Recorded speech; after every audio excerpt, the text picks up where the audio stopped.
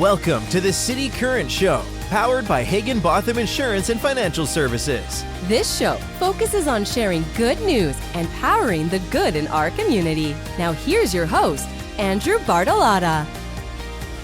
Welcome to the cityCURRENT Show, where we spotlight individuals and organizations making an impact and powering the good in our community and around the globe. I'm your host, Andrew Bartolotta, and today on the show, we're diving into the mindset and systems behind sustainable success with someone who knows how to turn obstacles into opportunity. Jacob Hicks is a CEO, author, speaker, and leadership coach with over a decade of experience transforming lives and businesses. Whether it's empowering entrepreneurs to sell authentically or guiding professionals to overcome bad fit jobs, Jacob's insights are as practical as they are powerful. Jacob, thank you so much for coming on the show. Andy, thanks so much for having me, man. Really excited to be here. Absolutely. Okay, so take us back to the beginning. How did your journey into leadership and coaching begin? Oh, gosh, honestly, it probably started 10, 12 years ago when I first kind of got into sales. When I first started selling, I was, believe it or not, a pretty shy kid. Grew up in a small town in Iowa, and I started selling suits in college. And it was my first exposure to what I would call a true sales environment, even though it was a retail environment too. We were commission driven. We got very low base pay, so we had to make sure we were selling if we wanted to pay our bills. And I mean, that's kind of really where it all started. I worked my way all the way up into a leadership role there, brought my original store from a $250,000 deficit back into the black, which was a lot of fun. And then since then, I was in various outside sales roles. So I've really have kind of run the gambit in terms of sales and leadership. I mean, that's really where I think a lot of the fun stuff happens, because you really have to figure out what I kind of term as like your whys, right? Like you have to figure out like your own personal whys, like why am I doing this? What's really driving me at the end of the day? But then you also have to understand the whys of the people on your team. And more often than not, I mean, obviously being in a sales role, money is financially being motivated, that's a piece of it, but it's not the ultimate thing. More often than not, it's something much deeper than that. So you believe that sales is a skill everyone should master. I always joke that like if I was in sales, I would just give everything away because for me, I'm like, I don't want to deal with the money. I'll just be like, it's fine, just take it. Okay, so why do you think sales is a skill everyone should master, and how can we make that happen? So I mean, oftentimes when people think of like sales and selling, they think of like the kind of the stereotypical, like what I term like the used car salesman, right? Like the guy that's harassing you kind of a little bit, like not like super much, like enough to be annoying, like bugging you all the time, texting you, calling you, all that kind of stuff. Like, hey, you want to buy my stuff now? And really, I mean, that's kind of the worst piece of it. When it comes to sales, I mean, like there's a ton that goes into the obvious skill set, but most of the time, people are like, well, I don't want to be a salesman, right? Like you were just saying, like if I was a sales guy, I would just give it all away, right? Yeah. And I totally get that. But more often than not, even if you're in like a W-2 job, you are still selling. But Sure. instead of selling something for like financial purposes or to drive revenue or whatever else, you are selling yourself. You're selling your ideas. And unless you're gonna, work one job for all of your career, you're also gonna be in interviews at some point. And the thing with interviews is that again, you're selling yourself. You're saying like, hey, I do have the skill set, the background, the experience to do this job well. But then on the other side, you're also being sold to, because the job or the company you're interviewing with is also saying like, hey, we are going to provide a good environment for you where you are going to learn and you're not going to, at the end of the day, hate your life. Right. So I think that everybody is selling in some form or capacity. They just may not know it. Mm-hmm.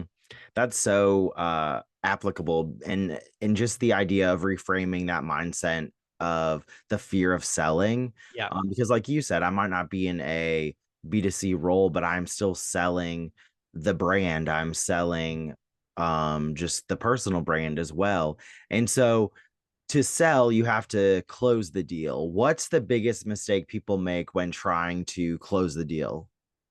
So honestly, more often than not, especially when it comes to like newer sales folks or people that are maybe as not as experienced in the sales world, is they get beyond the close. Essentially, when you're saying like what's the biggest mistake people make in closing is that they aren't closing. So a lot of the time, I mean, there's a million different methodologies around this particular thing, but after, you and I, Andy, have had a good discussion, I think that, hey, what my product or service makes sense for you to buy based on the conversation that we've had, then you have to ask for the business, saying something to the effect of like, hey, Andy, you have A, B, and C in front of you. Which of these three options makes the most sense to you right now, based on your budget, your needs, whatever you kind of think, and then let them say no. And a lot of the times too is people get afraid of what I call afraid of silence, Mhm. where I might be asking you like that kind of question, "Hey, does A, B, or C make the most sense for you?" And then I shut up. I until you say something, I am not going to talk anymore. So a lot of times people feel like I need to fill this silence, and really that's just not the case. So I guess to answer your question, it's getting past the close, not actually closing, and then feeling like they have to fill the silence. Those are some great tips right there for sure. Okay, so you're known for creating follow-up systems that don't feel pushy. What's your secret sauce there? So, well, the first one, I don't feel like it's a real secret sauce necessarily, but it's to do it. I've seen a lot of I've talked to a lot of people in my time, and I've seen a lot of stats around this that 1 out of every 2 salespeople and 1 out of every 2 business people aren't following up more than once. And if that's the case, then we're closing 2% of the potential business out there because 80% of the business is closed in 7 or more follow-ups. So you Mhm. have to make sure that you are doing it on a consistent basis. Now, a lot of the times people can get afraid of following up too because they think, well, in order to follow up, kind of that used car salesman thing again, right? Like, hey, I'm just going to call Andy. Hey, Andy, you want to buy my stuff now? Do you want to buy my stuff now? Do you want to buy my stuff now? That is not the way to go about follow up at all. What you want to be doing is you want to be coming from a place of value. Mhm. Meaning that during your discussion, you are asking a lot of questions, hopefully, and learning a lot about your potential client or your prospect. And saying like, hey, I'm struggling with X, Y, and Z. And you say like, hey, perfect. I deal with X, Y, and Z all the time, right? But in order to make sure we're closing that business, we have to make sure that we're doing it in a way that is valuable, meaning that even though they haven't bought from us, we are still providing information. We are sending them articles. We are saying, hey, based on what you were talking about, here's my kind of top 2, 3, 5, whatever steps that really lead to success with whatever you are struggling with. So I think making sure you're doing it on a consistent basis and then coming from value are really, really key. Awesome. Well said. Okay, let's switch into mindset and motivation. Yeah. Call yourself a mindset expert. What's the number one mindset shift people need to succeed? Oh gosh, to succeed in general, that's a tough question. Yeah, no pressure. Honestly, I would probably say that you're not gonna appeal to everybody, particularly when we're talking about business and in sales, right? Like when we first start a business, we have to do what we kind of have to do in order to keep the lights on, right? Absolutely the case. But eventually, and hopefully as quickly as possible, we are getting to the point where we are keeping the lights on, we got some money in the coffers, and we can start asking ourselves, okay, who do we do our best work with? And that isn't going to be everybody. Like if you have a business where you're cleaning houses, outside, inside, whatever the case might be, you aren't going to do it for everybody that has a house. You say, hey, I do my best work with families of 2 to 3 or 4 kids, and they live in this area, and they have, a 3, 4, 5, whatever bedroom. Identifying those kind of demographics will really help us over the long term, and that's true in the case of entrepreneurship and in sales, but then also just in life in general. Figuring out who your people are and who the companies are and who the people you really wanna help is absolutely critical. And when someone feels stuck or overwhelmed, what would you say is the first thing you would encourage them to do?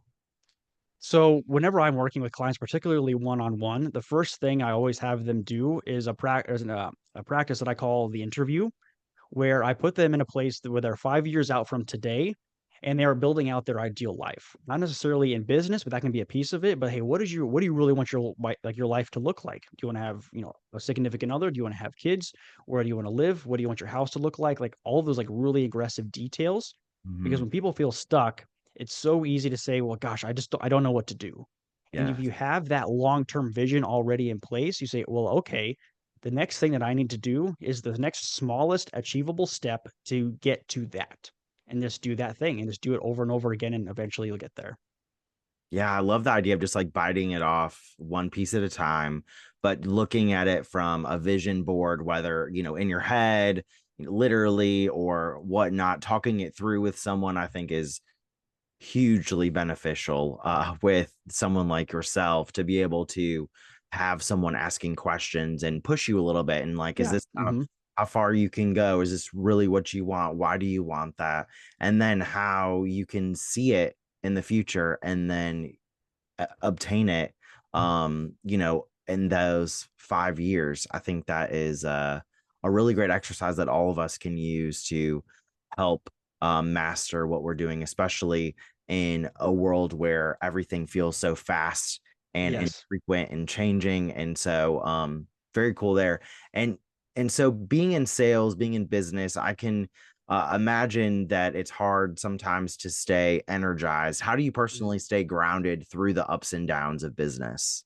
So, I mean, again, it comes back to that vision piece. Like if you Mhm. have like very often in business and in sales especially, like we're accused of like just being financially motivated people, right? Like we just want to make more money because of whatever reason, like doesn't really matter. We just want to make more and more money, right?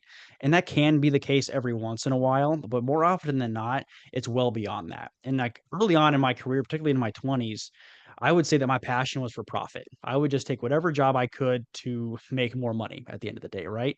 Now, Mhm. there's not necessarily anything wrong with trying to make more money, but that's what I call a soft why. You have to really figure out what your true why is. Like, why do you want to make more money? Is it because you want to live like an incredible life? You want to have an awesome house? You want to be able to send your kids to X, Y, and Z college? You want to be able to travel the world? You want to be able to retire by the time you're 45 or 50 or whatever the case might be? And really dig in and keep asking yourself why and why and why and why, and figure out the real reasons behind all of those things. And once you figure out some of those things, then when you're, in sales, especially, like we can get some vitriol from some people who don't particularly care for what we're talking about. So when you get some of that kind of stuff, then it can just roll off your back because at the end of the day, it doesn't really matter. And a question that I always ask myself when it comes to like getting like just having a hard day or having somebody that's not treating me very well, I ask myself, is this a story that I'm going to tell? Meaning, that, when I get off of work, is this the story that I'm going to tell my friends or my girlfriend or whatever the case might be? But then do it again. Like say, hey, is this a story that I'm going to tell next week or next month or next year? And at least nine, if not out of 10 times, the answer is probably going to be no. Now there might be some that stick in your head for sure, but most of the time the answer is going to be no. So ask yourself that kind of question. That'll help you take a step back and gain more perspective. Yes, yes, well said there, especially when it comes to just the experiences that you have on a daily basis and how Mhm. they can really draw you down and the head trash, even internally, that you Yeah. sort of muster up. So it's like, is this something that is going to be part of my conversation, like you said, a day from now, 10 days from now, 30 days from now, and longer? And then how Mhm. does that affect my mood, but also my passion and my purpose there? So you work with clients across industries. Walk us through a recent client success story that really stuck with you. So one of my kind of favorite people to work with are like early stage entrepreneurs, just because like they're young, they're hungry. Typically, they just don't like when I say young, I mean like they're like new to the industry, to the role, like to like whatever that is that they're building, right? And they're just so excited about it, and like it's so much fun. And the fun thing about when you're like early stage like that is that anything that you do that you figure out that is working will have a very dramatic impact on you, on your bottom line, on your business as a whole. A recent example that I had that was really fun was I was working with a young lady who had just started a marketing firm. She'd done marketing for most of her career, really enjoyed it, of course, but I mean, had the entrepreneurial bug, wanted to do her own thing. And she really wanted to build up a retainer model where, she was paid, X amount of dollars every month from however many clients. And she had a dollar figure in mind that she wanted to ultimately get to.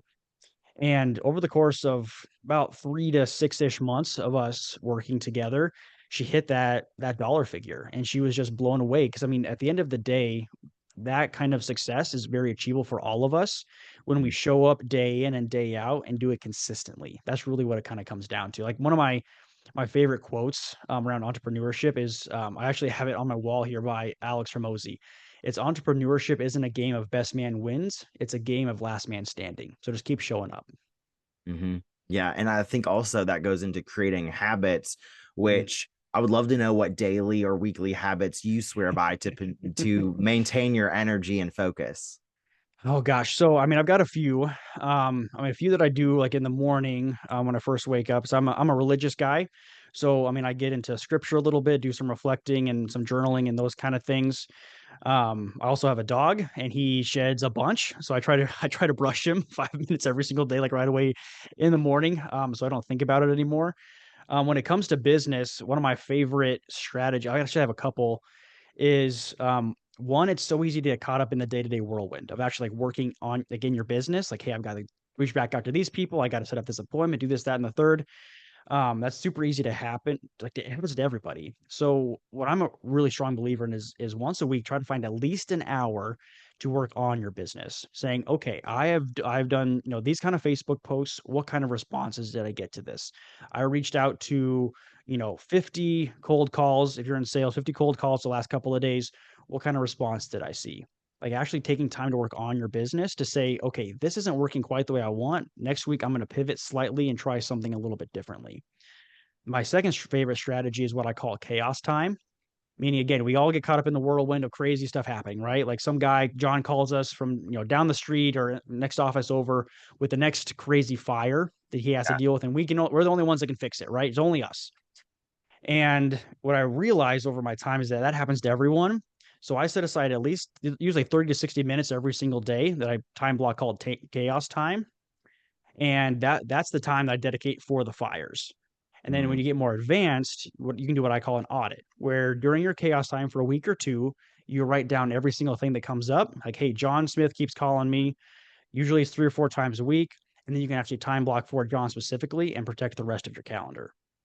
That is brilliant because I like you said, you think you're the only one that sort of deals with those fires Yeah. on a weekly basis, or has that John Smith that loves to bother you at work Yeah. with those Googleable questions that he Yeah. figure out. But that's so brilliant to have chaos time, because I find myself when I was looking at last week's work, I'm like, I spent 50% of the time helping another team member on X or Y when Mm. I should have been working Yep. on projects. Yeah. So love being able to see it before it comes through, knowing that that's just part of the workflow, and Yep. creating that chaos time, not creating the chaos time, but at least creating the time for chaos time Mhm. to then be able to put out those fires more effectively. What do you hope people walk away with after hearing you speak or reading your content? How do we leave inspired by you, Jacob? Oh gosh. So, I mean, I would say, I mean, hopefully you can, the biggest thing I would hope people would take away is intentionality. I actually just released a blog post about this not too long ago. And I think the older I've gotten and the more business experience I've gotten, the more sales experience, I really believe that success generally, broad strokes here, comes from intentionality. Like, if you're a salesperson, are you spending your time and actually prospecting every single day? Are you building your list that you're going to call on? Are you actually spending time working on your business versus working in your business?